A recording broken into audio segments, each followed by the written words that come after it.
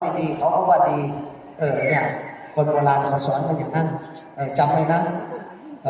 ไม้คดเอาทำแอกเหล็กคดเอาทำเคียวคนคดอย่างเดียวใช้การไม่ได้สักอย่างฉะนั้นอย่าเป็นคนคดเป็นครูบาอาจารย์คดเคี้ยวก็ไม่ได้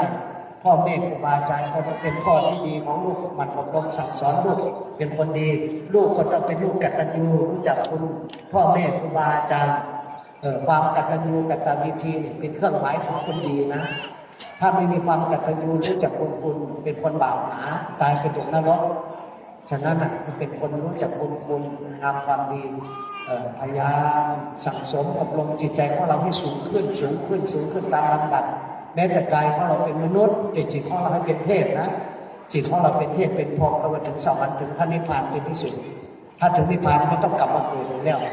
ครูบาบุญชุ่มก็ไม่สามารถอธิบายได้ฉันก็ไม่ได้ถึงเหมือนกันพระนิพพานแต่คณิกานิพพานถึงทุกคน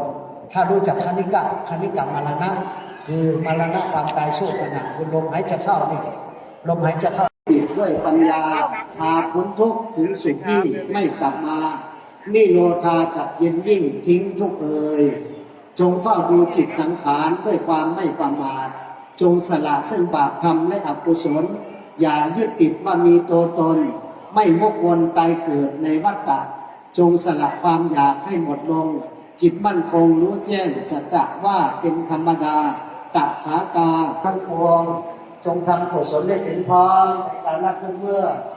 จงทำจิตให้สะอาดขาวรอบจากกิเลสเครื่องสมองทั้งหลายจิตนี้สำคัญยิ่งนักถ้ารู้จักพักจิตภาวนามีสติและปัญญาศรัทธาและความเพียรตั้งจิตมั่นในธรรมนำสงบพาสุขยิ่งอมตะนิพพานเลยมุนีผู้มีความเพียรย่อมอยู่เป็นสุขในโลกนี้แลจงตั้งจิตถูกต้องตามทางเดินสายกลางวางปัญหาความอยากและอุปทาน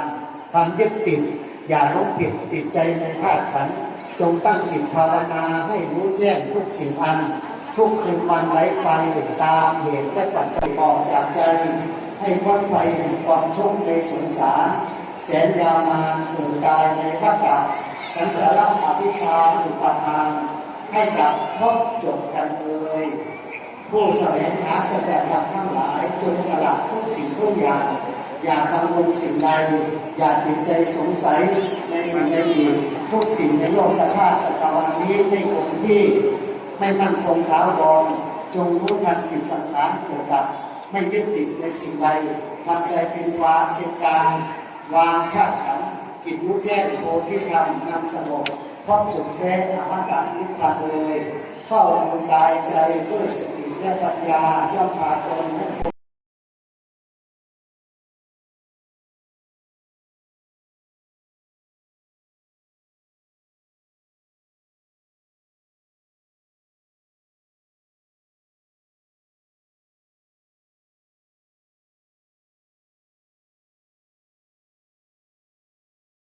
อามิเวราตามหาอาปากังวารุกังเยกาอานันตานิพุตาจีนาเอตังธรรมเย็นจ้าอาตาเลนะนามาหังนามาตาลาทุภาเวนะทิวาตัปปิอุปาทาเวอาเนกาอันตารายาปิวินาดันตุอาเตตะโตเหตุปัจจโยอาลัมมณะปัจจโยอธิปติปัจจโยอนันตลาปัจจโยสัมมนันตลาปัจจโย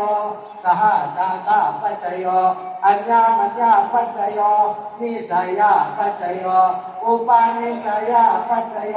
อุริจาตาปัจจโยปัสสะจาตาปัจจโย